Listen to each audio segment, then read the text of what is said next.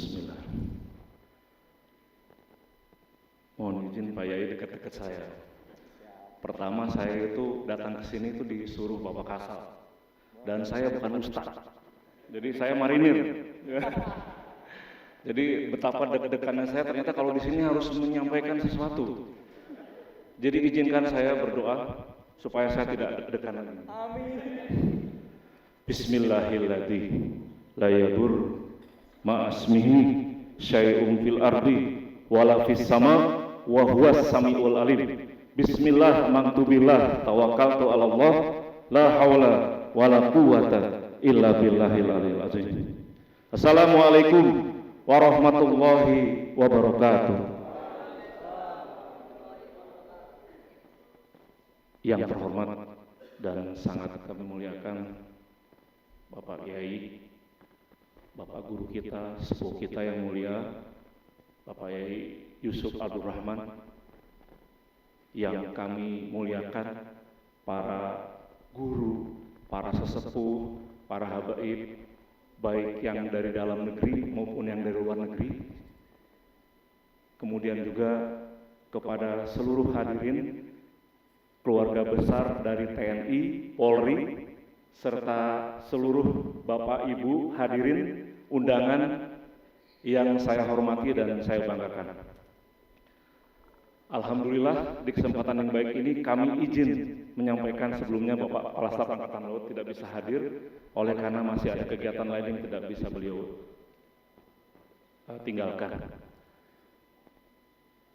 Bapak Ibu yang berbahagia, izin saya tadi tertarik sekali di sini. Saya baru pertama datang ke sini.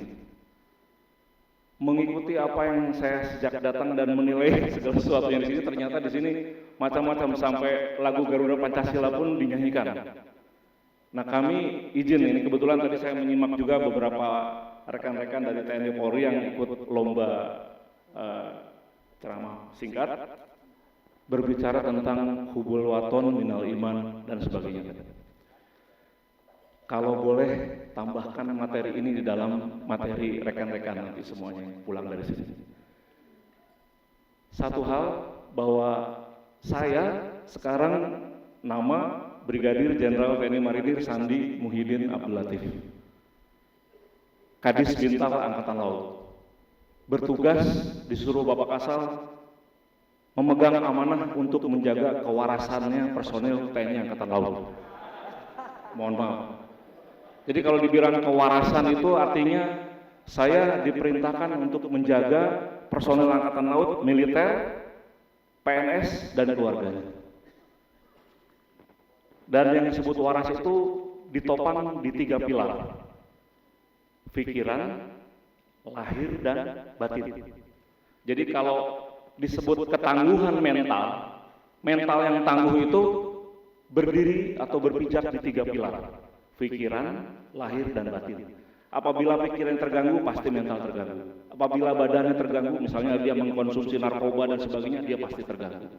Demikian juga kalau dia mencoba spiritualitasnya atau religiusnya terganggu, ibadahnya terganggu, pasti dia akan terganggu mentalnya.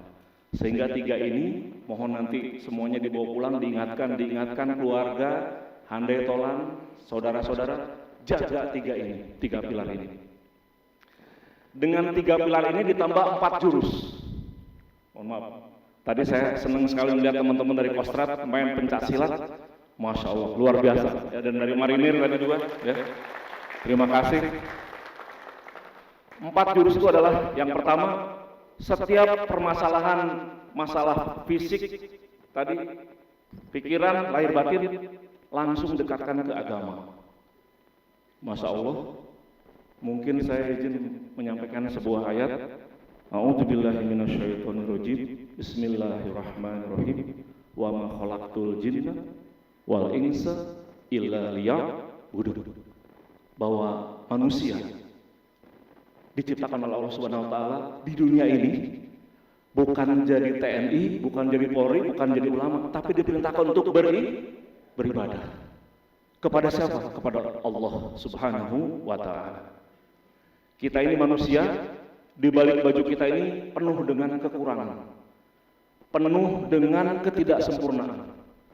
Makanya zaman sekarang, mohon maaf ini, banyak sekali laki-laki yang soleha. Mohon maaf, mungkin saya barusan diledekin. Kenapa? Kenapa Pak? Kok banyak laki-laki yang soleha? Karena banyak laki-laki yang sekarang lebih sering sholat di rumah ketimbang sholat ke masjid. Jadi bapak-bapak mau jadi laki-laki soleha atau sering soleha? Laki-laki yang soleh. Jadi mudah-mudahan kita semuanya jadi laki-laki yang soleh dengan tetap menjaga bersilaturahim melalui ibadah di masjid. Jurusnya 4. Yang pertama, setiap permasalahan mari kita bawa ke agama. Kalau di Angkatan Laut ada Subdis Bintal Rohani. Ini lintas agama. Agama Islam, Katolik, Protestan, Hindu, Buddha. Ada. Yang kedua, setiap ada permasalahan kembalikan kepada ideologi.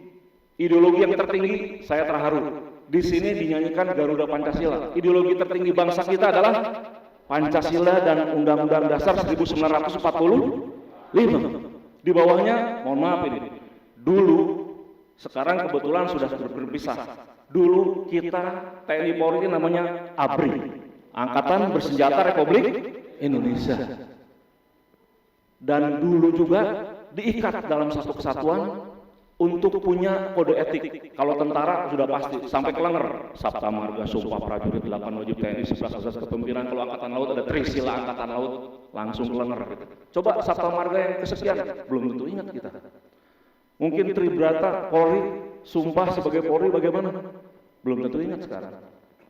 Itulah sebabnya sebagai manusia biasa kita banyak kelemahan, banyak kekurangan.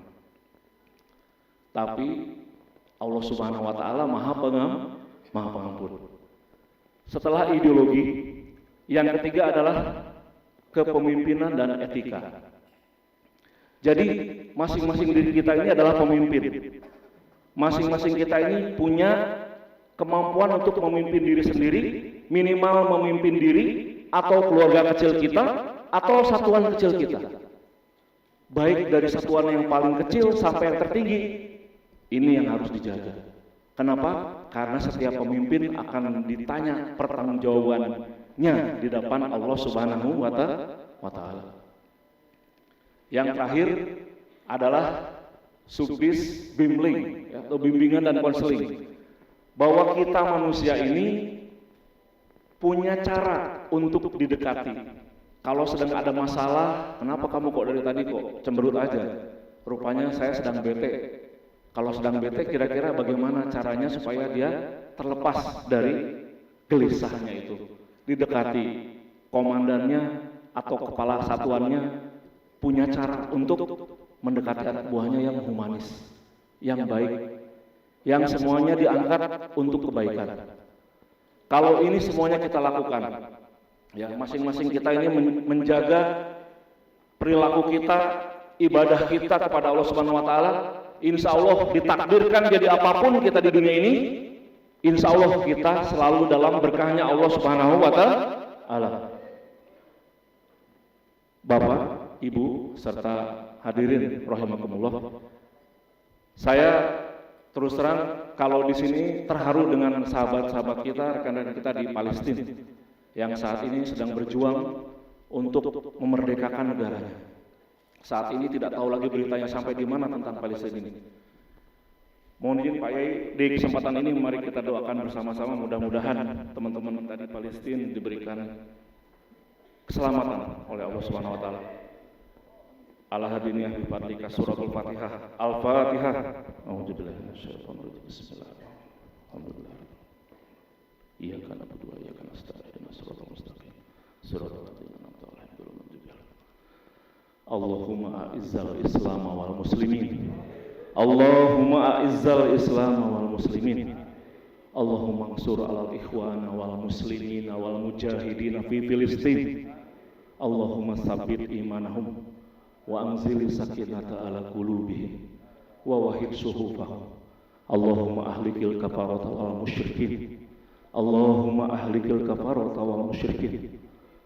Allahumma ansur alal ikhwana wal muslimin wa mujahidin fi Syria, fi Libya, fi Sudan, fi Mali, semuanya, seluruhnya. Kita doakan mudah-mudahan semuanya ada dalam lindungan Allah Subhanahu wa taala. Allahumma ighfir wa li jami'il muslimina wal muslimat wal mu'minina wal mu'minat al ahya'i minhum wal amwat innaka sami'u qaribun mujibu da'wat wa yaqdiyal hajat bi rahmatika ya arhamar rahimin. Terima kasih atas perhatiannya. Billahi taufiq wal hidayah. Wassalamualaikum warahmatullahi wabarakatuh.